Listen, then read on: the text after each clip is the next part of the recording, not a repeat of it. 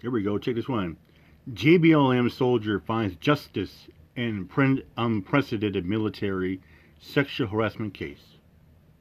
Chris, Captain Haley Creedon was relatively new to what is referred to within the ranks as the 194, the 1st Battalion, 94th Field Artillery Regiment at Joint Base Lewis McChord, and was repeatedly harassed by her superior, a former commander now convicted in an Army first.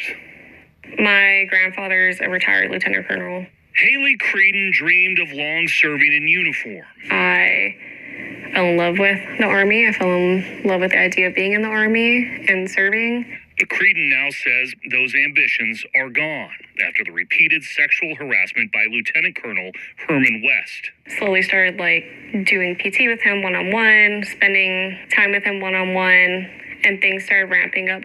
Captain Creedon says her JBLM Army commander isolated her from other colleagues and began physically touching her legs, hair, and ears in private moments while making sexually suggestive comments, demanding that she drive him to lunch and events where on one occasion she says he unbuckled his military uniform and pulled down his pants in front of her. I was still kind of in disbelief that a battalion commander could be doing those things. You had told him no repeatedly.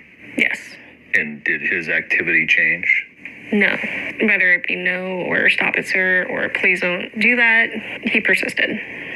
I did have fears that no one would believe me, and I think that's based off of his rank, based off of his status. But Creedon did file a complaint in 2023, and after a 4-day court-martial, West was convicted of the felony-level sexual harassment. While short of being dismissed from the Army, he was reprimanded and fined, and admitted to the wrongdoing, calling his actions despicable and tearfully apologizing directly to Creedon. I physically was shaking, and I think that's because I didn't expect to have to talk to him like that, or him talk to me like that again. What has this abuse meant for you personally? I think it has affected me in that I've really lost all sense of trust in leaders.